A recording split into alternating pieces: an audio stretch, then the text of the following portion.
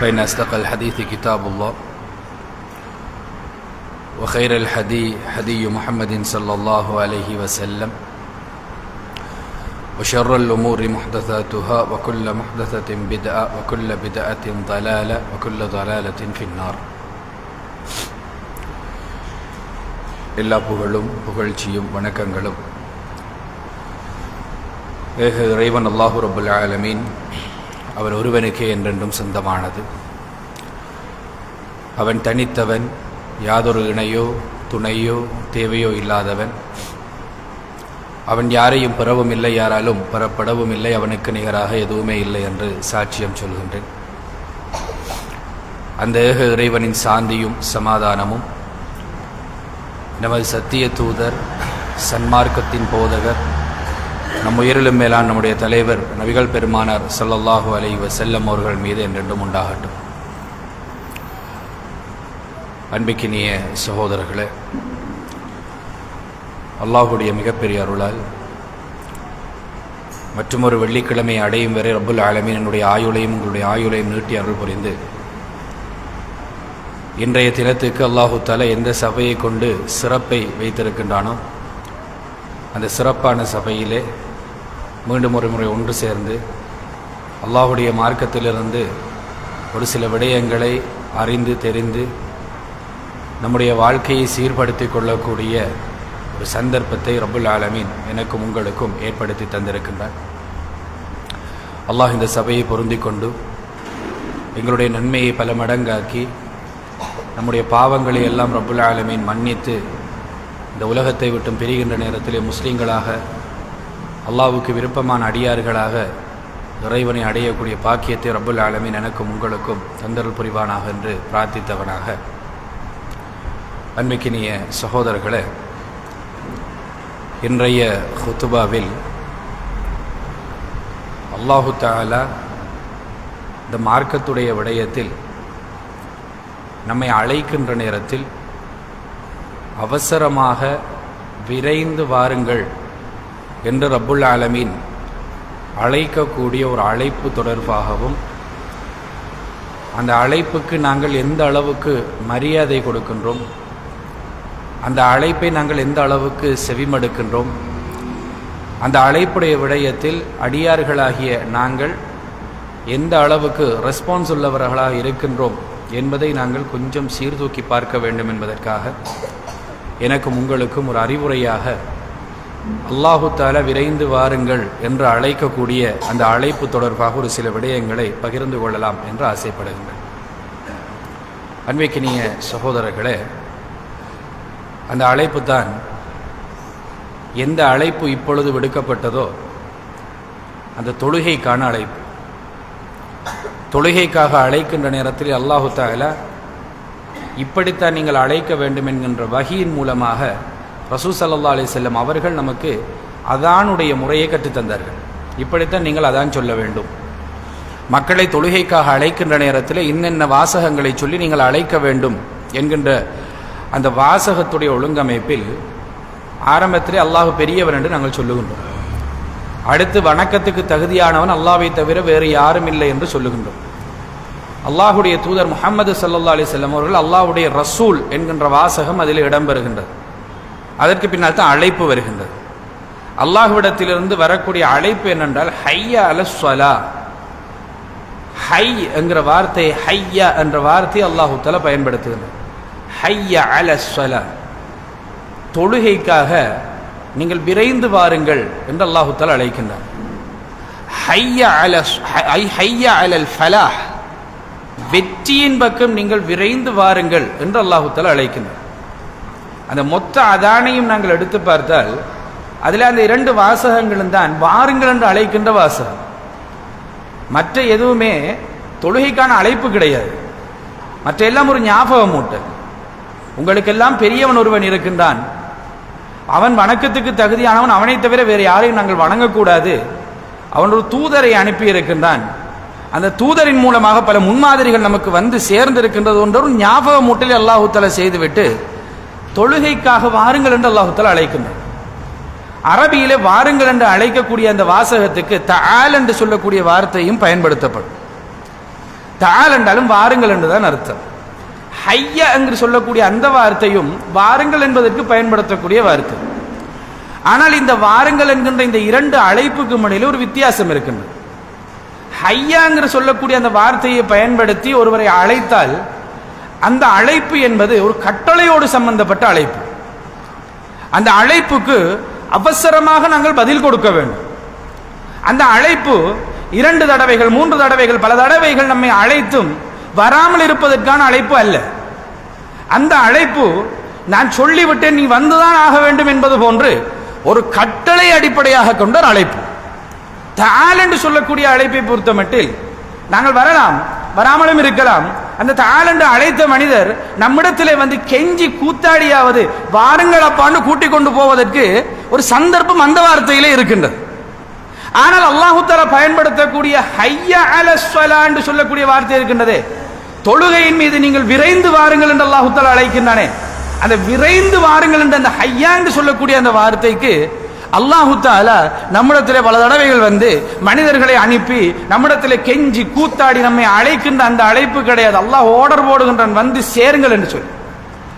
அந்த அழைப்புக்கு நாங்கள் எந்த அளவுக்கு செவிதாழ்த்துகின்றோம், அந்த அழைப்புக்கு எவ்வளவு மரியாதை கொடுக்கின்றோம், அந்த அழைப்பு விடுக்கப்படுகின்ற நேரத்திலே எப்படியான காரியங்களை எல்லாம் நம்முடைய வாழ்க்கையிலே அந்த அழைப்பை விட்டு செய்வதற்கு நாங்கள் முயற்சி எடுக்கின்றோம். எவ்வளவு புனிதமான ஒரு அழைப்பு, எவ்வளவு முக்கியமான ஒரு அழைப்பு, நம்முடைய வாழ்க்கைக்கு எவ்வளவு பரக்கத்தான ஒரு அழைப்பு. அந்த பரக்கத்தை எதற்கெல்லாம் நாங்கள் விடுகின்றோம் என்பதை சீர்தூக்கி பார்க்க வேண்டும் என்பதற்காக வேண்டி ஒரு சில விடயங்களை உங்களிடத்தில் ஞாபகப்படுத்தலாம் என்பதற்கு இந்த ஹுத்பாவுடைய நேரத்தை நான் பயன்படுத்திக் கொள்ள ஆசைப்படுகின்றேன். அன்பிக்கினிய சகோதரர்களே, அல்லாஹு தஆலா நமக்கு தொழுகையை கடமையாக்கி இருக்கின்றார். தொழுகையுடைய விடயத்திலே அல்லாஹ்வுடைய தூதர் ஸல்லல்லாஹு அலைஹி வஸல்லம் அவர்கள் சொன்னார்கள், உங்களுடைய வீட்டுக்கு முன்னால் ஒரு ஆறு ஓடிக்கொண்டிருக்கின்றது, அந்த ஆற்றிலே நீங்கள் 5 தடவைகள் ஒரு நாளைக்கு குளித்தால் உங்களுடைய உடம்பிலே ஏதாவது அசுத்தங்கள் இருக்குமா என்று கேட்கின்றார்கள் சஹாபாக்கள் இடத்துல. சஹாபாக்கள் சொல்லுகின்றார்கள், அல்லாஹ்வுடைய தூதரை 5 தடவைகள் குளித்தால் எப்படி அசுத்தம் இருக்கும் உடம்பிலே, சுத்தமாகி விடுவார்கள். அதுபோன்று நீங்கள் சுத்தமாகி விடுவீர்கள் ஒரு நாளைக்கு 5 தடவைகள் நீங்கள் தொழுதீர்கள் என்றார். 5 வேளை தொழுகை உங்களை சுத்தப்படுத்துவதற்காக வேண்டி அல்லாஹு தஆலா ஏற்படுத்திய ஏற்பாடு என்பதை அல்லாஹ்வுடைய தூதர் நமக்கு சொல்லித் தருகின்றார்கள். ரசூலுல்லாஹி ஸல்லல்லாஹு அலைஹி வஸல்லம் அவர்கள் இந்த தொழுகை குறித்து சொல்லுகின்ற நேரம், நாளை மறுமையிலே அல்லாஹு தஆலா ஒரு மனிதனுடைய வாழ்க்கையிலே நடைபெற்ற அம்சங்களை எல்லாம் விசாரிக்க போகின்றான். அந்த விசாரணைகளிலே எதையெல்லாம் விசாரிக்க போகின்றான் என்பது நமக்கு தெரியாது. ஆனால் கட்டாயம் நாங்கள் அசைந்ததை கூட இறைவன் எழுதித்தான் வைத்திருக்கின்றார். அல்லாஹ்வுடைய அந்த விசாரணையில் எத்தனையோ விடயங்கள் நம்முடைய வாழ்க்கையில் இடம்பெறும். அந்த இடம்பெறுகின்ற அவ்வளவு அம்சங்களிலும் ஒவ்வொருவருக்கு ஒவ்வொரு மாதிரியான விசாரணைகள் இருக்கும்.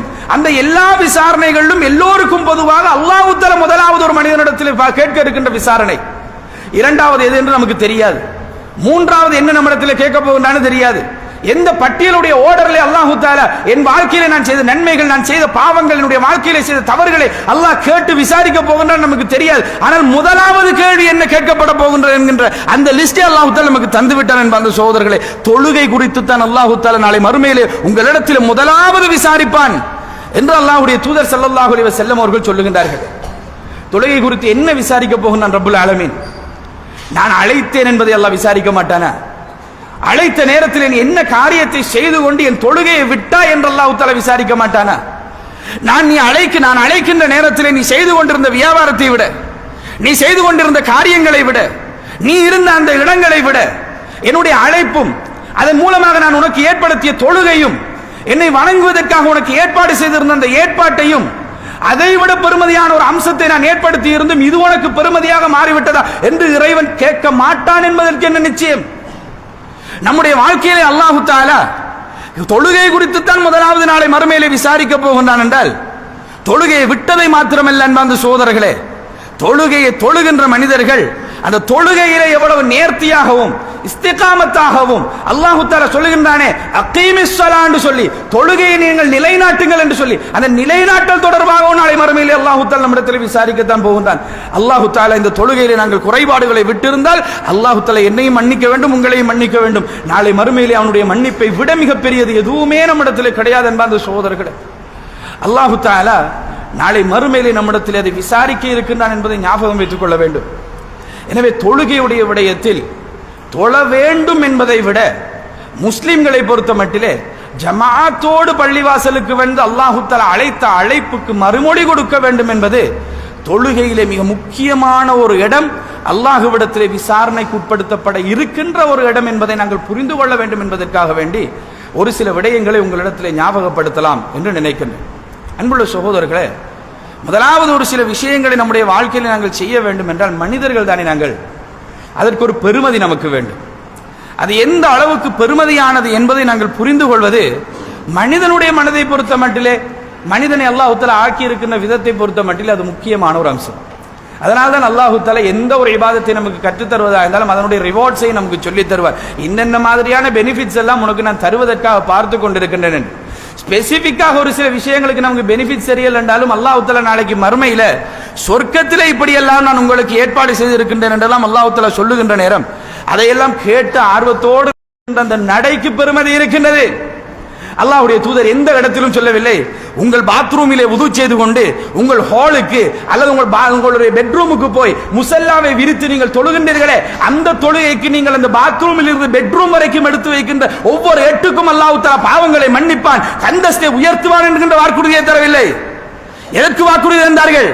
நீங்கள் வுது செய்து கொண்டு பள்ளிவாசலுக்கு நீங்கள் நடந்து செல்ல வேண்டும், தொழுகைக்காக வேண்டி நீங்கள் நடந்து செல்ல வேண்டும், ஜமாத்திலே இணைந்து கொள்வதற்காக. அவ்வாறு போகின்ற நேரத்தில் நீங்கள் எடுத்து வைக்கின்ற ஒவ்வொரு எட்டுக்கும் இந்த கூலி இருக்கின்றது அல்லாஹ்வுடைய தூதர் ஸல்லல்லாஹு அலைஹி வஸல்லம் சொல்கின்றார்கள்.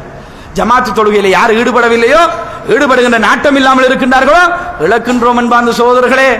எத்தனை ஸ்டெப் எடுத்து வைப்போம் பள்ளிவாசலுக்கு போவதற்காக வேண்டி, அத்தனை ஸ்டெப்புடைய பெனிஃபிட்டும் ஒரு மனிதனுக்கு இல்லாமல் போகும். இது ஒரு வேளையை பற்றி நான் பேசிக் கொண்டிருக்கின்றேன். அடுத்து அல்லாஹ்வுடைய தூதர் ஸல்லல்லாஹு அலைஹி வஸல்லம் அவர்கள் சொன்னார்கள், ஒரு அடியான் மஸ்ஜிதுக்குள்ளே நுழைகின்ற நேரம், மஸ்ஜிதுக்குள்ளே நுழைகின்ற நேரத்திலே இந்த பிரார்த்தனை என்னிடத்திலே நீங்கள் கேளுங்கள் என்று அல்லாஹ்விடத்திலே கேட்பதற்கு ஒரு பிரார்த்தனை அல்லாஹ்வுடைய தூதர் ஸல்லல்லாஹு அலைஹி வஸல்லம் சொல்லி தந்தார்கள். அல்லாஹும்ம ஃப்தஹ் லி அப்வாப ரஹ்மத்திக, இறைவா எனக்காக உன்னுடைய ரஹ்மத்துடைய வாசலை கதவை திறந்துதா என்று அல்லாஹ்விடத்திலே கேட்டுவிட்டு நீங்கள் அதற்குள்ளே போங்கள் என்று. இது ஒரு நல்ல பிரார்த்தனை, அழகான பிரார்த்தனை. அல்லாஹும்ம ஃப்தஹ் லி அப்வாப ரஹ்மத்திக, யா அல்லாஹ் உன்னுடைய ரஹ்மத் என்கின்ற அந்த ரஹ்மத்துடைய வாசலை கதவை எனக்காக திறந்துதான் எப்பொழுதும் கேட்கலாம். ஆனால் எப்பொழுதும் கேட்பதற்கு அல்லாஹ்வுடைய தூதர் ஸல்லல்லாஹு அலைஹி வஸல்லம் அவர்கள் நமக்கு சொல்லி தரவில்லை. எப்பொழுதும் கேட்கலாம், வீட்டில் இருக்கிற நேரம் நம்ம கேட்கலாம், அதுல பிழை இல்லை. ஆனால் அந்த துஆவுடைய தாற்பயம், அந்த துஆவுடைய பெருமதி எங்கு இருக்கின்றது என்றால் இந்த கதவுக்குள்ளாலே நாங்கள் நுழைகின்ற நேரத்திலே தான் இருக்கின்றது. அந்த பெருமதியான அந்த இடத்துக்கு நாங்கள் நுழைகின்ற நேரத்தில் இந்த துஆவை ஓதுகின்ற பழக்கம் யாரிடத்திலே இருக்கும்? பாங்கு சொன்ன உடனேயே டக்குன்னு வுது எடுத்துக்கொண்டு வீட்டிலே தொழுகையை அடித்து விட்டு அல்லது வியாபார தளத்திலே தொழுகையை முடித்து விட்டு அடுத்த காரியங்கள் சோழிக்கு போகக்கூடிய அந்த மக்களிடத்திலே இருக்குமா? இல்லை என்று சொல்லி சொன்னால் வுது எடுத்துக்கொண்டு பள்ளிவாசலுக்கு போய் ஜமாத்தோடு தொழ வேண்டும் என்கின்ற எண்ணத்தோடு பள்ளிவாசலுக்குள்ளே நுழைகின்ற மனிதனிடத்திலே இருக்குமா? அப்படி என்றால் பள்ளிவாசலுக்குள்ளே நுழைகின்ற நேரத்திலே நாங்கள் ஓதக்கூடிய இந்த துஆவையும் நாங்கள் இழந்து விடுகின்றோம். ஜமாத்துடைய தொழுகையுடைய பழக்கம் நம்மிடத்திலே இல்லாமல் இருக்குமாக இருந்தார். அடுத்து எதையெல்லாம் நாங்கள் இழக்கின்றோம்? அல்லாஹ்வுடைய தூதர் ஸல்லல்லாஹு அலைஹி வஸல்லம் அவர்கள் சொன்னார்கள், நீங்கள் தொழுகைக்காக பள்ளிவாசலுக்கு போய் இகாமத்து சொல்லும் வரைக்கும் நீங்கள் தொழுகைக்காக எதிர்பார்த்து கொண்டிருப்பீர்களே அந்த காலம், அந்த காலமெல்லாம் அல்லாஹ்வுடைய பார்வையிலே நீங்கள் தொழுதவர்களாகவே பார்க்கப்படுவீர்கள் என்று அல்லாஹ்வுடைய தூதர் ஸல்லல்லாஹு அலைஹி வஸல்லம் அவர்கள் சொன்னார்கள்.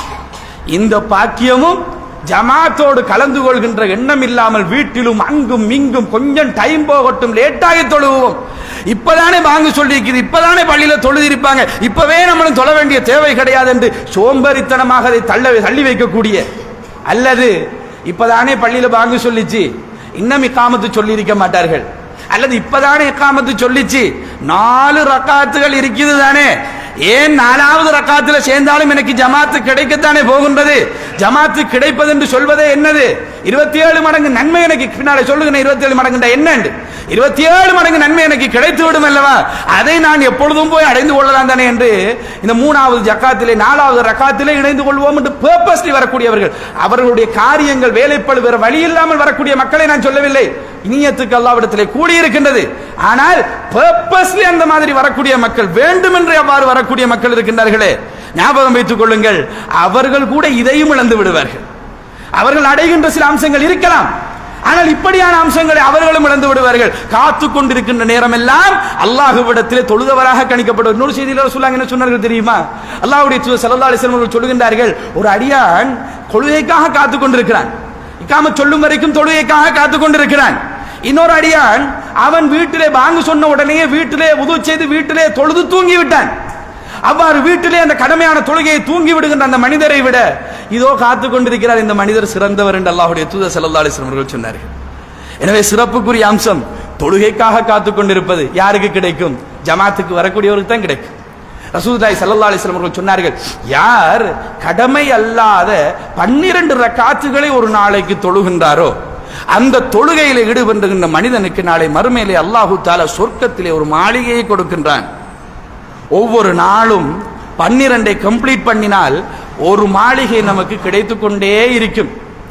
அந்த ஒரு மாளிகையை நாங்கள் ஒவ்வொரு நாளும் அடைந்து கொள்வதற்கின்ற இந்த பழக்கம் இருக்கின்றது. இந்த பழக்கம் யாருக்கு வரும் என்று சொல்லுங்கள்? சோம்பேறிகளாக பாங்கு சொன்ன உடனேயே சரி கொஞ்ச நேரத்தில் தொழுவோம் என்று இருந்து விட்டு வீட்டிலே இருக்கின்ற பெண்கள் போன்று ஏதோ ஏதோ ஏதோ நமக்கென்று சில சோம்பேறித்தனத்தை போட்டுக்கொண்டு பாத்ரூமுக்கு போய் வுது செய்து கொண்டு ஹாலுக்கு வந்து அல்லது பெட்ரூமுக்கு போய் முசல்லாவை விரித்து வீட்டிலேயே தொழுகின்றார்களே, ஏற்கனவே சோம்பேறி தொழுகை அது. அந்த சோம்பேறி தொழுகைக்கு எப்படியும் சுன்னத்தான தொழுகை அட்டாக போவது கிடையாது, இல்லையா? வீட்டிலே தொழுகின்ற நாளைக்கு மஸ்ஜிதில் தொழுகின்ற அந்த பரக்கத்துக்கு உள்ள வித்தியாசத்தை நீங்கள் நானும் கண்டது இல்லையா? மஸ்ஜிதுக்கு வந்து விட்டோம் என்று சொன்னால் நம்மை அறியாமலேயே சுன்னத்து நாங்கள் தொழுகின்றோம். அது ஒரு பழக்கம் மாதிரியே நம்ம இடத்திலே வந்து விடுகின்றது. சுன்னத்து தொழுவதற்கு நமக்கு இது ஒரு நிறைய நேரம் இருப்பது போன்று இருக்கின்றது. ஆனால் வீட்டிலே தொழுகின்ற நேரம் தொழுது விட்டு அடுத்தது எழும்பி நம்முடைய காரியங்களை எல்லாரும் வேற வேற வேலைகளை செய்வதற்கு நாம் முயற்சி எடுக்கின்றோமே தவிர தொழுது முடித்து விட்டு அதுக்கார்களில் ஈடுபடுவதற்கு நமக்கு நேரம் கிடையாது. அன்பார்ந்த சகோதரர்களை, வீட்டிலே தொழுவோமாக இருந்தால் பரக்கத்தை அல்லாஹ் தஆலா எடுத்து விடுவார். எனவே அந்த நன்மை கூட ஜமாத்திலே கலந்து கொள்வர்கள் தான் கிடைக்கின்றது. அதையும் ஜமாத்திலே கலந்து கொள்வதற்கு நினைக்காத மக்கள் இழந்து விடுகின்றார்கள். அன்பார்ந்த சகோதரர்களே, வேறு எதையெல்லாம் இழக்கிறார்கள்? அல்லாஹ்வுடைய தூதர் சொன்னார்கள், அதான் சொல்வதுடைய சிறப்பையும் முன்சஃபிலே நிற்பதுடைய சிறப்பையும் ஒரு அடியான் அறிந்து கொள்வானாக இருந்தால் அவர்கள் தவண்டு வந்தாவது அதிலே சேர்ந்து கொள்வார் என்ற ஒரு அறிவிப்பில் ஒரு செய்தியிலே வருகின்றது. அதாவது ஜமாத்துடைய தொழுகை அல்ல, ஜமாத்துடைய இஷாவுடைய ஃபஜ்ருடைய தொழுகையுடைய பெருமதியை அவர்கள் அறிந்து கொள்வார்கள் என்றால் தவண்டாவது வந்து அதிலே இணைந்து கொள்வதற்கு அவர்கள் நினைப்பார்கள் என்று அல்லாஹ்வுடைய தூதர் சொன்னார்கள். அதானுடைய விஷயத்திலும் முன்சஃபுடைய விஷயத்திலும் ரசூல் ஸல்லல்லாஹு அலைஹி வஸல்லம் அவர்கள் சொன்னார்கள், அவர்களுக்கு இடையிலே சீட்டு குலுக்கி போட்டுத்தான் அந்த இடத்துக்கு ஒருத்தரை தெரிவு செய்ய வேண்டும் என்ற நிலைமை வந்தாலும் குலுக்குங்கள் என்கின்ற நிலைமை தான் அவர்களிடத்தில் இருக்கு. சஃபிலே முன் சஃபிலே மக்கள் வந்து சேர்ந்து விட்டால் ஒரு இடம் இருக்கின்றது, 4 பேர் அதற்கு போட்டி போடுகின்றார்கள். யாராவது விட்டு கொடுங்க வாப்பாண்டால் விட்டு கொடுக்க மாட்டார்கள் என்று அதனுடைய பெருமதி அவர்களுக்கு தெரிய வந்தார். அவ்வளவு பெருமதியானது அல்லாஹ்வுடைய தூதர் ஸல்லல்லாஹு அலைஹி வஸல்லம் சொன்னார்கள். மனிதநேயத்தை சொல்லித்தந்த இஸ்லாம், விட்டுக் கொடுப்பை சொல்லித்தந்த இஸ்லாம், அடுத்தவர்களோடு நாங்கள் மனமுரண்டு போகக்கூடாது என்று சொல்லித்தந்த இஸ்லாம், இந்த இடத்தில் அவர்களுக்கு இடையிலே ஏதாவது ஒரு அந்த முன்சஃபுடைய பெருமதி அவர்களுக்கு விளங்கிவிட்டது என்றால் அவர்களுக்குள்ளே துண்டு குலுக்கி போட்டு சீட்டு குலுக்கி போட்டுத்தான் ஒருவரை தெரிவு செய்ய வேண்டும் என்ற நிலைமை வந்தால் கூட குலுக்கி போடுங்க நான் விட்டு தர மாட்டேன் என்று நிற்பார்கள் மூமின்கள். அவ்வளவு பெருமதியானது. முதலாவது சஃபுடைய பெருமதி அல்லாஹ்வுடைய தூதர் ஸல்லல்லாஹு அலைஹி வஸல்லம் அவர்கள் சொன்னார்கள். எங்கு கிடைக்கும்? முதலாவது சஃப்னா பள்ளிவாசலில் இருக்கிற முதலாவது சஃப்னு நினைத்து விடக்கூடாது. எல்லோரும் தொழுது முடித்து வீட்டுக்கு போனதன் பின்னால் நாங்கள் எல்லா காரியங்களை முடித்து விட்டு ஆறுதலாக வந்து பள்ளியிலே தொழுகின்ற நேரத்தில் சில மக்களை நாங்கள் காணுகின்றோம், சரியா முன்சஃபிலே வந்து நின்று தொழுவார்கள். முன்சஃபுடைய பெருமதியை அடைந்து கொள்ள வேண்டும் என்கின்ற அவாவோ தெரியாது, அவர்களுக்கு அந்த முன்சஃப் கிடைக்காது. அன்பார்ந்த சகோதரர்களே, இந்த முன்சஃப் எந்த முன்சஃப்? ஜமாத்துடைய தொழுகையுடைய முன்சஃப். அந்த முன்சஃபை அவர்கள் இழக்கின்றார்கள். அது எவ்வளவு நன்மை என்பது அவர்களுக்கும் தெரியாது, தொழுதவர்களுக்கும் தெரியாது. அவ்வளவு பெரிய நன்மை அவர்கள் இழக்கின்றார்கள். இது இழப்பா இல்லையா? அடுத்த அல்லாஹ்வுடைய தூதர் ஸல்லல்லாஹு அலைஹி வஸல்லம் அவர்கள் சொன்னார்கள், ஒருவர் தொழுகையில் ஈடுபட்டுக் கொண்டிருக்கிற நேரம் இமாம் ஓதுகின்ற நேரத்திலே அவர் சூரா ஃபாத்திஹாவை ஓதி கைரில் மக்தூபி அலைஹிம் வலத்தாலீன் என்று சொல்லி ஆமீன் என்று சொல்கின்ற நேரத்திலே அந்த இடத்திலே இருக்கின்ற மலக்குமார்கள் எல்லாம் ஆமீன் சொல்லுவார்கள். யாருடைய ஆமீன் மலக்குமார்களுடைய ஆமீனோடு ஒன்று சேருகின்றதோ அவருடைய முன் செய்த பாவங்களை எல்லாம் அல்லாஹ் தஆலா மன்னித்து விடுவான். அல்ஹம்துலில்லாஹ், எவ்வளவு பெரிய வாக்கியம்! எல்லா பாவங்களையும் அல்லாஹ் தஆலா மன்னித்து விடுவான். எதற்கு? ஆமீன் சொன்னால். அந்த ஆமீன் யாரோடு சேர்ந்து விடுகின்றதோ, அந்த ஜமாத்துடைய தொழுகையிலே அந்த ஆமீன் யாரிடத்திலே வருகின்றதோ அதற்கு மலக்குமாருடைய ஆமீனோடு அல்லாஹ் தஆலா ஒரு சேர வைத்து பாவங்களை மன்னிப்பதாக வாக்குறுதி தருகின்றான். என்பாந்த சகோதரர்களே, யாருக்கு கிடைக்கும்? ஜமாத்துடைய தொழுகையிலே கலந்து கொள்கின்ற மனிதர்களுக்கு தான் கிடைக்கும். யார் அதை பொடுபோக்காக விடுகின்றார்களோ இழக்கின்றோம் அன்பார்ந்த சகோதரர்களே. அடுத்து அல்லாஹ்வுடைய தூதர் ஸல்லல்லாஹு அலைஹி வஸல்லம் அவர்கள் அல்லாஹ் தஆலா குர்ஆனிலே சொல்கின்றான், அகீமிஸ் ஸலா, நீங்கள் தொழுகையை நிலைநாட்டுங்கள், வஅத்து ஸக்கா, நீங்கள் ஜகாத்தையும் கொடுத்து வாருங்கள், வர்கஉ மஅர் ராகியின், ருக்கு செய்கின்ற மனிதர்களோடு சேர்ந்து நீங்கள் ருக்கு செய்து கொள்ளுங்கள் என்று அல்லாஹ் தஆலா சொல்கின்றார். மக்களிடத்தில் அல்லாஹ் தஆலா ருக்குவுடைய விடயத்தை சுட்டிக்காட்டி, நீங்கள் ருக்குவை தனியாக செய்வதல்ல, ருக்கு செய்கின்ற மனிதர்களோடு சேர்ந்து நீங்கள் ருக்கு செய்யுங்கள் என்று ஆண்களாகிய எங்களுக்கு ஜமாத்துடைய கடமையாக்கப்பட்ட, ஜமாத்துடைய தொழுகை கடமையாக்கப்பட்ட நமக்கு அல்லாஹ்வுடைய தூதர் ஸல்லல்லாஹு அலைஹி வஸல்லம் அவர்களை கொண்டு அல்லாஹ் தஆலா போடுகின்ற கட்டளை குர்ஆனிலே சூரத்துல் பக்ராவிலே அல்லாஹ் தஆலா சொல்கின்றான், வர்கஉ மஅர் ராகியின், ருக்கு செய்கின்ற மக்களோடு நீங்கள் ருக்கு செய்யுங்கள் என்று. எதிலே இது இருக்கின்றது? இந்த கட்டளை ஒரு மனிதன் நிறைவேற்ற வேண்டும் என்றால் எங்கு வந்து நிறைவேற்ற வேண்டும்? அதை நிறைவேற்றுவதன் மூலம் அவர் நன்மையை அடைந்து கொள்ள வேண்டும் என்றால் எங்கு வந்து அந்த நன்மையை அடைந்து கொள்ள முடியும்? ஜமாத்துடைய தொழுகைக்கு வந்தால் மட்டும்தான் கிடைக்கும். இல்லையா இழப்பு அன்பார்ந்த சகோதரர்களே. தொழுது முடித்ததன் பின்னால் தொழுத இடத்திலே இருந்து கொண்டு நாங்கள் திக்ர் செய்கின்ற நேரம் நமக்கு மேலே மலக்குமார்கள் இருந்து கொண்டு அல்லாஹ்விடத்திலே பாவ மன்னிப்பு கேட்பார்களாம். அல்லாஹும்ம ஃபிர் லஹு வர்ஹம்ஹு, யா அல்லாஹ் இவருடைய பாவங்களை மன்னித்து விடு, இவருக்கு அருள் புரிந்து விடு என்று அவருக்காக வேண்டி பிரார்த்தனை செய்து கொண்டே இருப்பார்களாம். ஜமாத்துடைய தொழுகைக்கும் இது பொருந்தும், ஜமாத் அல்லாமல் வீட்டிலே தொழுகின்ற தொழுகைக்கும் இது பொருந்தும். ஆனால் வீட்டிலே தொழுகின்ற மனிதர் எப்படியும் அதுக்கார்களில் ஈடுபட போவது கிடையாது, என்றால் அது பழக்கம் கிடையாது. மஸ்ஜிதுக்கு வந்து ஜமாத்தோடு தொழுகின்ற நேரம் அந்த அதுக்கார்களிலே ஈடுபடுவதற்கு கூட நமக்கு ஒரு பரக்கத்தாக அல்லாஹ் தஆலா அந்த நேரத்தை ஆக்கி வைக்கின்றானே இல்லையா? எனவே அந்த பிரார்த்தனை கூட நமக்கு, அல்லாஹ்வுடைய மலக்குமார்கள் செய்கின்ற பிரார்த்தனை கூட ஜமாத்திலே தொழுகின்ற மனிதர்களுக்கு தான் லேசாக கிடைக்கின்றது என்பார்ந்த சகோதரர்களே. இல்லை என்றால் அதையும் நாங்கள் இழக்கின்றோம்.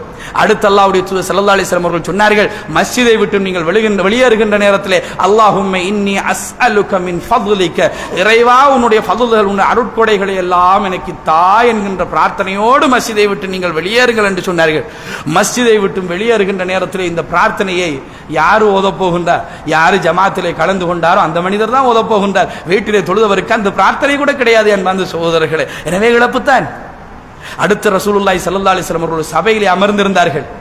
அந்த சபையிலே சில சஹாபாக்கள் பேசிக் கொண்டிருந்தார்கள். ஒரு சஹாபி அந்த சபையிலே தொழுகைக்கு 5 வக்தும் பள்ளிவாசலுக்கு வருவார். ஆனால் கொஞ்சம் தூரத்தில் இருந்து வரக்கூடிய ஒரு நபித்தோழர். அந்த நபித்தோழரிடத்திலே மற்ற நபித்தோழர்கள் பேசிக் கொள்கின்றார்கள், தோழரே நீங்க அவ்வளவு தூரங்கள் காடு மேடுகள் எல்லாம் தாண்டி மஸ்ஜிதுக்கு வருகின்றீர்களே, நீங்கள் ஒரு கழுதையை வைத்துக் கொள்ள கூடாத, ஏறி கொஞ்சம் சவாரி செய்து இங்கு வந்து சேர்வதற்கு வாங்கிக் கொள்ளலாமே அப்படின்னு கேட்கின்றார்கள். அந்த நபித்தோழர் சொல்கின்றார், நான் அவ்வளவு தூரம் நடந்து வந்து மஸ்ஜிதுக்கு தொழுகையை நிறைவேற்றுவதற்கு வந்து தொழுகையை நிறைவேற்றி விட்டு மீண்டும் அதே தூரம் நடந்து செல்லுகின்ற காலம் வரைக்கும் அந்த ஒவ்வொரு எட்டுக்கும் அல்லாஹ் தஆலா எனக்கு கூலி வழங்க வேண்டும் என்று நான் ஆசைப்படுகின்றேன், அதனால் தான் அதை நான் வாங்காமல் நடந்தே வருகின்றேன் என்று அவர் சொல்லிவிடுகின்றார்.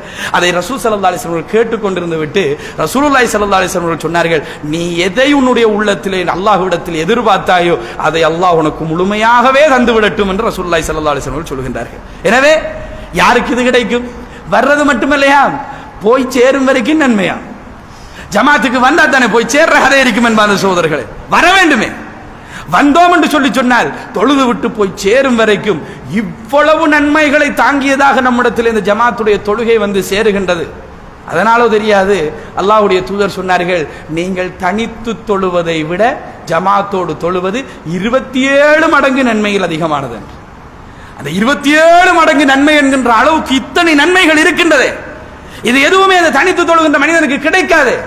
அந்த தனித்து தொழுகிற மனிதனுக்கு கிடைக்காத இவ்வளவு அம்சங்களும் இந்த ஜமாத்து தொழுகையிலே அல்லாஹ் தஆலா வைத்திருக்கின்றானா இல்லையா? நிச்சயமாக அது நன்மைகள் பல மடங்கு கிடைக்கக்கூடிய ஒரு வாய்ப்பு தான் என்பதை நாங்கள் புரிந்து கொள்ள வேண்டும். ஒரு தொழுகைக்கு தான் இதை நான் சொன்னேன், இவ்வளவு இழக்கின்றோம் என்று. ஒவ்வொரு தொழுகையிலும் ஒவ்வொரு நாளும் எவ்வளவு இழக்கின்றோம் என்பதை நாங்கள் சிந்தித்து பார்க்க வேண்டும் என்பதற்காக எனக்கும் உங்களுக்கும் ஒரு அறிவுரையாக இந்த செய்தியை சொன்னேன். அல்லாஹ் தஆலா போதுமான என்னுடைய வாழ்க்கையிலும் உங்களுடைய வாழ்க்கையிலும் இதனுடைய பெருமதியை விளங்கி நம்முடைய வாழ்க்கையிலே ஜமாத்து தொழுகையை சரிவர நிறைவேற்றக்கூடிய நன்மக்களாக என்னை உங்களையும் ஆக்கியருள் புரிவதற்கு.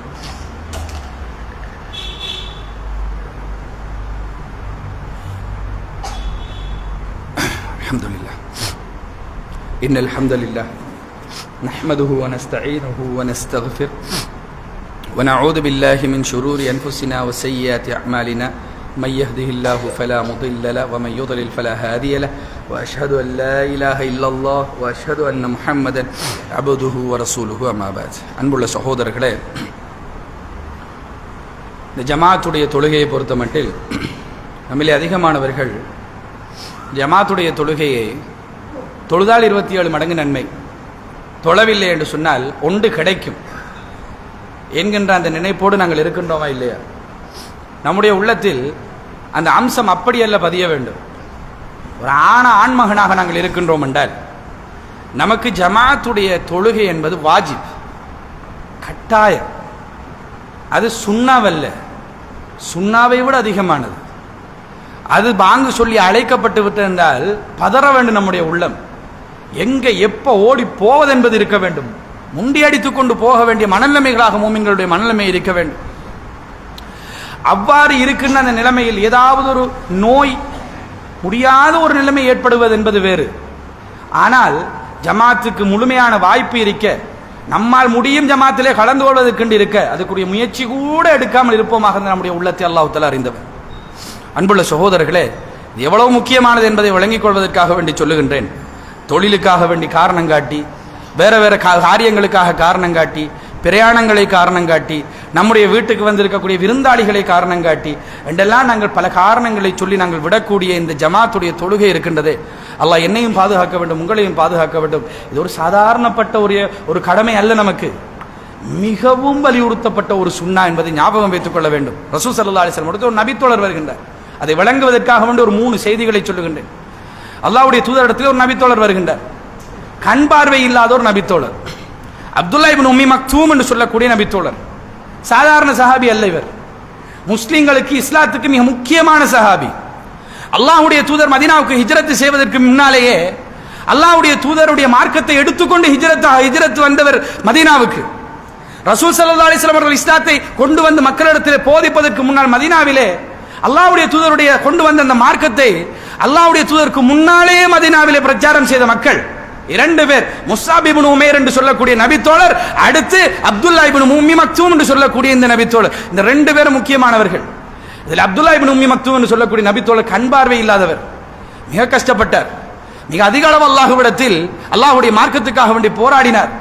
அல்லாஹ் இவர் குறித்து ஒரு வசனத்தை கூட இறக்கி வைத்திருக்கின்றான். அல்லாஹ்வுடைய தூதரை கண்டித்து இவருடைய சலாத்துக்கு பதில் சொல்லவில்லை என்பதற்காக, சொல்லாமல் முகத்தை கொஞ்சம் சுருக்கி கொண்டதற்காக வேண்டி, இந்த சபையில ஏன் இவரை அல்லாஹ் வந்து சேர்ந்தார் என்று நினைத்ததற்காக வேண்டி அல்லாஹ் அபசவத்தவல்லா என்று அல்லாஹு தஆலா அல்லாஹ்வுடைய தூதரை கண்டித்து குர்ஆன் வசனம் இறக்குகின்ற அளவுக்கு இவர் ஒரு முக்கியமான நபித்தோழர், பாடுபட்ட ஒரு நபித்தோழர். நம்ம அப்படித்தானே சொல்றது, பாடுபட்டவர், கஷ்டப்பட்டவர், ஜமாத்துக்கு வராட்டியும் பரவாயில்லன்னு அப்படி சொல்லிடுவோமே. அவர் ஜமாத்து வராட்டியும், அவர் பட்ட கஷ்டத்துக்கு அல்லாஹ் கூலியை கொடுப்பார், ஜமாத்து தொழுகைக்கு வராட்டியும் பரவாயில்ல.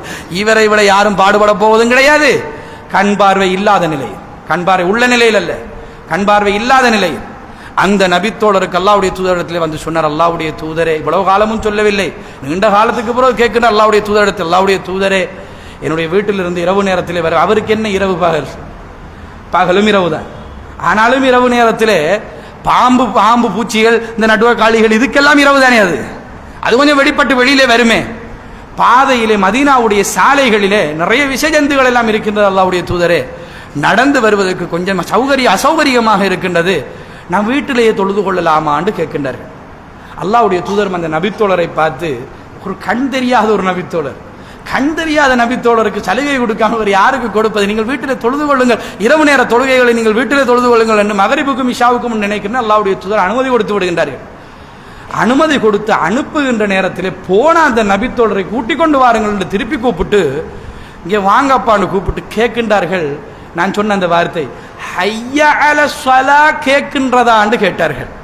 ஆம் அல்லாஹ்வுடைய தூதரை கேட்கின்றது. ஹய்ய அலல் ஃபலா கேட்கின்றதான்னு கேட்டார்கள்.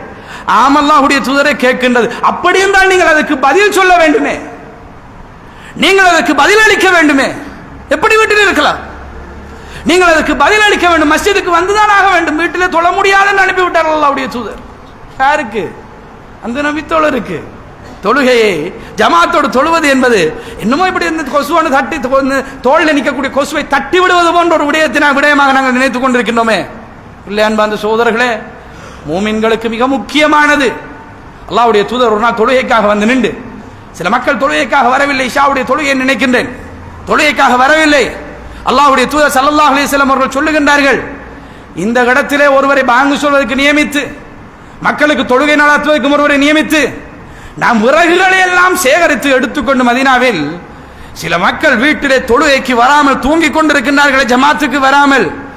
அவர்களை வீட்டோடு சேர்த்து எரித்து விட வேண்டும் என்னுடைய உள்ளம் நாடுகின்றது என்று கருணை உள்ளம் கொண்ட, தனக்கு அடித்த, தனக்கு காயப்படுத்திய, தன்னை துன்புறுத்திய அந்த தாயிஃபு வாசிகளை கூட அழித்து விடவாண்டு கேட்ட நேரத்தில் வேண்டாம் என்று விட்டு வைத்த அந்த கருணை உள்ளம் கொண்ட அல்லாஹ்வுடைய தூதர் ஸல்லல்லாஹு அலைஹி வஸல்லம் அவர்கள் யார் மீது கோபப்படுகின்றார்கள் பார்த்தீர்களா? யார் மீது கடுகடுக்கின்றார்கள் என்று பார்த்தீர்களா? யாரை வண்ண கொளுத்தி விட்டாலும் பரவாயில்லை நினைக்கின்றார்கள் என்று பார்த்தீர்கள். இந்த மார்க்கத்திலே இஸ்லாத்தை மக்களே, இஸ்லாத்தில் இருக்கக்கூடிய மக்களே, லா இலாஹ இல்லல்லாஹ் என்று சொன்னார்களே, அதற்காக வேண்டி விட்டு வைக்கலாம் என்று நினைக்கின்ற அளவில் அல்ல, கொளுத்தி விட வேண்டும் என்று உள்ள நாடுகின்றது என்று அல்லாஹ்வுடைய தூதர் ஸல்லல்லாஹு அலைஹி வஸல்லம் சொல்லுகின்ற அளவுக்கு பாரதூரமான குற்றம். பாங்கு சொன்னதன் பின்னால் வீட்டிலே உட்கார்ந்து கொண்டிருப்பது, வீட்டிலே தூங்குவது என்பாந்த சகோதரர்களே, அல்லாஹ்வுடைய தூதர் ஸல்லல்லாஹு அலைஹி வஸல்லம் அவர்கள் அதை செய்யாமல் விட்டதற்குரிய காரணமே நம் வீட்டிலே இருக்கக்கூடிய பெண்களும் குழந்தைகளும் தான். நம்ம எல்லாம் நினைச்சிட்டு இருக்கிறோம், நான் வீட்டில் இருக்கிற பெண்களுக்கும் குழந்தைகளுக்குமாக வேலை செய்து, தொழுகையின் தியாகம் செய்து, ஜமாத்துடைய தொழுகையின் தியாகம் செய்து அவர்களை நான் பாதுகாக்கின்றேன் என்று. நம்ம ஒன்றும் அவங்கள பாதுகாக்கல, அவங்களால் அல்லாஹுடைய தண்டனை நம்முடைய வீட்டிலே இறங்காமல் அவர்கள் நம்மை பாதுகாத்துக் கொண்டிருக்கின்றார்கள். அந்த பெண்களும் குழந்தைகளும் இல்லாமல் இருந்திருந்தால் வீட்டோடு சேர்த்து எரித்து விட வேண்டும் என்று அல்லாஹ்வுடைய தூதர் உள்ள நாடுகின்ற என்கின்ற அளவுக்கு மிக மோசமான ஒரு விடயம். மஸ்ஜிதிலே பாங்கு சொன்னதன் பின்னால் வீட்டிலே தொழுவதற்கு போகாமல் அமர்ந்திருப்பது என்பா அந்த சகோதரர்களே. விருந்தாளிகள் வந்தால் அழைத்து கொண்டு போகக்கூடிய நடைமுறை இருக்க வேண்டும். விருந்தாளிகள் வந்து விட்டார்கள் என்றால் பாங்கு சொல்லிட்டு வாங்கலாம் தொழுதுட்டு வருவோம் என்று 2 பேரும் பேத்து சேர்ந்து தொழுதுட்டு வந்தால் உங்களுக்கு அவர் தொழுத கூலியும் கிடைக்குமா இல்லையா?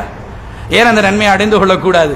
ஏன் நாங்கள் அதற்கு முயற்சி எடுக்கக்கூடாது? அல்லாஹ் அதற்குரிய வழியை நமக்கு காட்ட வேண்டும். அன்புள்ள சகோதரர்களே, கடைசியாக ஒரு செய்தியை நான் உங்களிடத்தில் சொல்லி முடித்துக் கொள்கின்றேன். அல்லாஹ்வுடைய தூதர் ஸல்லல்லாஹு அலைஹி வஸல்லம் அவர்கள் சொன்ன ஒரு முக்கியமான ஒரு செய்தி, சில வேளைகளில் கொள்கைவாதிகளுக்கு, தௌஹீதுவாதிகளுக்கு இது கொஞ்சம் மனசில் உரைக்கும் என்று நான் நினைக்கின்றேன். ஜமாத்துடைய தொழுகையை கணக்கில்லாமல் விடக்கூடிய நிலைமை நம்மிடத்தில் இருக்குமாக இருந்தால் இந்த செய்தி கொஞ்சம் நம்முடைய உள்ளத்திலே உரைக்கும். சஹீஹ் முஸ்லிமிலே வரக்கூடிய ஒரு செய்தி, அல்லாஹ்வுடைய தூதர் ஸல்லல்லாஹு அலைஹி வஸல்லம் அவர்கள் சொன்னார்கள், அல்லாஹ்வை நாளை மறுமையிலே முஸ்லிமாக ஒருவர் சந்திப்பதற்கு விரும்பினால், நாளை மறுமையில் நான் அல்லாஹ்வை முஸ்லிமாக சந்திக்க வேண்டும். அல்லாஹ்வுடைய தூதர் ஒவ்வொரு உரையிலும் சொல்வார்கள், யா அய்யுஹல்லதீன ஆமனூ, ஈமான் கொண்ட மக்களே, நீங்கள் அல்லாஹ்வை தொழுது அல்லாஹ்வை பயந்து கொள்ளுங்கள். ஹக்க துகாத்திஹி, அல்லாஹ்வை பயப்பட வேண்டிய முறையிலே அல்லாஹ்வை நீங்கள் பயந்து கொள்ளுங்கள். வலா தமூதுன்ன இல்லா வஅன்தும் முஸ்லிமூன், முஸ்லிம்களாக இல்லாமல் மரணித்து விட வேண்டாம் என்று அல்லாஹ்வுடைய தூதர் அடிக்கடி ஞாபகப்படுத்துவார்களே. சஹாபாக்களிடத்தில், நம்மிடத்தில் அல்ல, சஹாபாக்களிடத்தில் ஞாபகப்படுத்தினார்களே. அவ்வளவு புனிதமான அந்த மக்களிடத்திலேயே ஞாபகப்படுத்தி அந்த முஸ்லிமாக மரணித்தல், அல்லாஹ்வை முஸ்லிமாக சந்தித்தல் என்கின்ற நிலைமை உங்களிடத்தில் உங்களுக்கு தேவையா?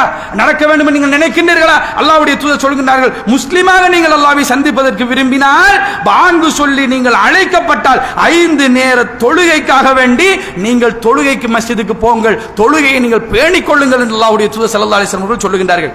சொல்லிவிட்டு அல்லாஹ்வுடைய தூதர் சொல்லுகின்றார்கள், அல்லாஹ் தஆலா உங்களுடைய நபிக்கு நேரான வழியை தந்திருக்கின்றான். அந்த நேரான வழியை நீங்கள் பின்பற்றுவதற்காக வேண்டி அல்லாஹ் தஆலா உங்களுடைய நபியை நேரான வழியோடு அனுப்பி வைத்திருக்கின்றான். அல்லாஹ்வுடைய தூதர் சொல்லுகின்றார்கள், அந்த நேரான வழியில் உள்ளதுதான் பாங்கு சொல்லி அழைக்கப்பட்டால் மஸ்ஜிதுக்கு போவது. ரசூல் ஸல்லல்லாஹு அலைஹி வஸல்லம் அவர்கள் சொல்லுகின்றார்கள், யாரெல்லாம் உங்களுடைய தொழுகையை வீட்டிலேயே தொழுது விட்டீர்களோ, உங்களுடைய வீட்டிலேயே நீங்கள் தொழுது விட்டீர்களோ, அல்லது உங்களுடைய தொழுகைக்காக நீங்கள் மஸ்ஜிதுக்கு வருகின்ற நேரம் மஸ்ஜிதில் தொழுது முடிச்சு, மஸ்ஜிதில் தொழுது முடிந்த பின்னர் தனியாக நீங்கள் நின்று தொழுகின்றீர்களோ, அவரும் வீட்டில் தொழுதவர் போன்றுதான். அது அவ்வளவுதான். அது ஏன்னா நேரத்துக்கு வந்து சேரல, அவரும் அது போன்றதுதான். இது அல்லாஹ்வுடைய தூதருடைய சுன்னா அல்ல என்று அல்லாஹ்வுடைய தூதர் ஸல்லல்லாஹு அலைஹி வஸல்லம் அவர்கள் சொல்லுகின்றார்கள். அல்லாஹ்வுடைய தூதர் சுன்னா அப்படின்னா என்ன? மஸ்ஜிதுக்கு போய் தொழுவதுதான், ஜமாஅத்தோடு தொழுவதுதான், கடைசி நேரத்தில் சேருவதும் அல்ல, நேரகாலத்தோடு மஸ்ஜிதுக்கு போய் தொழுகைக்காக காத்திருந்து சேருவதுதான். எனவே அந்த பழக்கம் நம்மிடத்தில் இருக்க வேண்டும் என்பதற்காக வேண்டி சொல்லுகின்றேன். இந்த செய்தியை சொன்னதன் பின்னால் நபித்தோழர்கள் சொல்லுகின்றார்கள், தெளிவாக அறியப்பட்ட நயவஞ்சகர்களை தவிர யாரும் தொழுகையிலே ஜமாத்துடைய தொழுகையை நாங்கள் விடுவதே கிடையாது. எங்களில் ஒருவர் கால்கள் பலகீனப்பட்ட நிலைமையில் நடக்க முடியாமல் இருந்தால் கூட 2 பேருடைய தோள்களுடைய உதவியோடு மஸ்ஜிதுக்கு இழுத்து வரப்பட்டு தொழுகைக்காக சஃபிலே வைக்கப்படுவார் என்றார்கள். அல்லாஹு அக்பர். இதுதான் தொழுகை. ஏனோ தானோ உண்டு யாருக்கோ இறைவனுக்காக அவனுக்காக அவனுடைய கிரேடுக்காக தொழுவது போன்று நாங்கள் எல்லாம் போனால் போகட்டும் என்று நாங்கள் தொழுகின்ற அதுவல்ல தொழுகை. நமக்காக வேண்டி, நம்முடைய இந்த உலக வாழ்க்கைக்காக வேண்டி, இந்த உலக வாழ்க்கையுடைய சிறப்புக்காக வேண்டி, இந்த உலக வாழ்க்கையுடைய மோட்சத்துக்காக வேண்டி, நாளை மறுமையிலே நாங்கள் சிறந்து விளங்க வேண்டும் என்பதற்காக வேண்டி, நாளை மறுமையில் அல்லாஹ்வுடைய தூதரோடு சொர்க்கத்திலே இருக்க வேண்டும் என்பதற்காக இந்த உலகத்திலே அல்லாஹ் தஆலா நமக்கு தந்த பொக்கிஷம் என்பார்ந்த சகோதரர்களே. எல்லா இபாதத்துகளையும் உலகத்திலேயே அல்லாஹ் தஆலா நபியை வைத்துக் கொண்டு கொடுத்து கொண்டே இருந்தார். தொழுகையை மட்டும் வாங்க நபியை எனக்கிட்ட என்று வானங்கள் எல்லாம் தாண்டி அப்படியே அழைத்து மேல வானத்தில் கூப்பிட்டு எடுத்து 7ஆம் வானத்தில் வைத்து சித்ரத்துல் முன்தஹா இடத்திலே கொண்டு வந்து நிப்பாட்டி வைத்து அல்லாஹ்வுடைய தூதருக்கு கிஃப்டாக கொடுத்து அல்லாஹ் தஆலா அனுப்பி வைத்தது இந்த தொழுகை என்பார்ந்த சகோதரர்களே. கொடுத்து அனுப்பி வைத்தார். எவ்வளவு கவனமாக இருக்க வேண்டும் நானும் நீங்களும். ஷைத்தானுக்கு அல்லாஹ் தஆலா சொல்கின்றான், அபா வஸ்தக்பர வகான மினல் காஃபிரின். அவன் மறுத்தான், பெருமை அடித்தான், அவன் காஃபிர்கள் ஒருவனாக ஆகிவிட்டான் என்று. எதை மறுத்தான்? ஒரு சுஜூதை மறுத்தான். யாருக்கு செய்ய வேண்டிய சுஜூதை மறுத்தான்? அல்லாஹ்வுக்கு செய்ய வேண்டிய சுஜூதையா? இல்லை என்பார்ந்த சகோதரர்களே. அல்லாஹ்வுக்கு சுஜூது செய்ய சொல்லி அவன் செய்திருப்பான். அல்லாஹ்வுக்கு செய்ய வேண்டிய சுஜூதை அல்ல, ஆதம் நபிக்கு செய்ய வேண்டிய சுஜூதை மறுத்தான். ஆதம் நபிக்கு செய்ய வேண்டிய ஒரு சுஜூதை மறுத்ததற்காக வேண்டி அவனுக்கு அல்லாஹ் வைத்த பேர் அபா, மறுத்தான். வஸ்தக்பர், பெருமை அடித்தான். வகான மினல் காஃபிரின், அவன் காஃபிர்களில் ஒருவனாக ஆகிவிட்டான் என்று அல்லாஹ் தஆலா கடுமையாக சாடி அவனை காஃபிர் என்கின்ற பட்டத்தை சூட்டுகின்றானே. ஆதம் நபிக்கு செய்ய வேண்டிய சுஜூதை, அல்லாஹ்வுடைய கட்டளையிலே ஒரு சுஜூதை விட்டதற்காக வேண்டி நம்முடைய வாழ்க்கையில எத்தனை சுஜூதுகளை விட்டிருப்போம். ஜும்மா முஸ்லிம்களிடத்திலே கேட்கின்றேன். ஜும்மாவுக்கு மட்டும் மஸ்ஜிதின் பக்கம் வந்து அது கூட நேர காலத்துக்கு வராமல் ஜும்மாவுடைய தொழுகையை தொழுதால் நாங்கள் எல்லாம் முஸ்லிம்களாக இருந்து விடலாம். பெருநாளுடைய திடலுக்கு போய் பெருநாளுடைய தொழுகையை தொழுதால் நாங்கள் எல்லாம் முஸ்லிம்களாக இருந்து விடலாம். எல்லாம் இஸ்லாமிய பெயர்கள், அரபு பெயர்களை வைத்துக் கொண்டு நாங்கள் எல்லாம் முஸ்லிம்கள் நினைத்துக் கொண்டிருக்கக்கூடிய மக்களே, இளைஞர்களே, ஞாபகம் வைத்துக் கொள்ளுங்கள். அல்லாஹ்வுடைய கட்டளை ஒரு சுஜூதை விட்ட ஷைத்தானை பார்த்து அல்லாஹ், இப்லீஸை பார்த்து அல்லாஹ் தஆலா வைத்த பேர் ஃபகான மினல் காஃபிரின், அவன் காஃபிர்களில் ஒருவனாக அவன் ஆகிவிட்டான் என்று. அப்படி என்றால் எத்தனை சுஜூதுகள், எத்தனை தொழுகைகள். ஒரு நாளைக்கு நமக்கு அல்லாஹ் கட்டளையிட்ட 14 சுஜூதுகள் இருக்கின்றது. 34 சுஜூதுகள், 14 ரக்காத்துகள் இருக்கின்றது, 37 சுஜூதுகள் இருக்கின்றது. ஒன்றை விட்டாலும் அதனுடைய பாரதூரம் பெரிது. எத்தனை விட்டிருப்போம் என்பார்ந்த சகோதரர்களே. தௌபா கேட்க வேண்டாமா? அல்லாஹ்விடத்தில் மன்னிப்பு கேட்க வேண்டாமா? இந்த உலகத்தை விட்டு பிரிவதற்கு முன் அல்லாஹ்விடத்தில் நாங்கள் திரும்ப வேண்டாமா? திரும்பி அல்லாஹ்விடத்திலே நாங்கள் சேர்ந்து விடக் கூடாதா? அந்தஸ்துள்ளவர்களாக மாறிவிடக் கூடாதா? முயற்சி எடுக்க வேண்டும், தௌபா செய்ய வேண்டும். இனி நம்முடைய வாழ்க்கையில் ஒரு சுஜூது மிஸ் ஆகாது என்கின்ற நிலைமையில் நம்முடைய வாழ்க்கையை நாங்கள் அமைத்துக் கொள்ள வேண்டும் என்பதற்காக வேண்டி அல்லாஹ் தஆலா அப்படியான ஒரு வாழ்க்கையை எனக்கும் உங்களுக்கும் தந்தருள் புரிய வேண்டும் என்பதற்காக இந்த இடத்திலே இதை நான் ஞாபகப்படுத்துகின்றேன். ரப்புல் ஆலமீன் போதுமானவன். என்னுடைய வாழ்க்கையிலும் உங்களுடைய வாழ்க்கையிலும் இந்த நிலைமையை சீராக அமைத்து ஜமாத்துடைய தொழுகைக்கு முக்கியத்துவம் கொடுக்கக்கூடிய நல்லடியார்களாக என்னையும் உங்களையும் ஆக்கியருள் புரிவதற்கு வ ஆகிரு தஅவானா அல்ஹம்துலில்லாஹி ரப்பில் ஆலமீன். அகீமிஸ்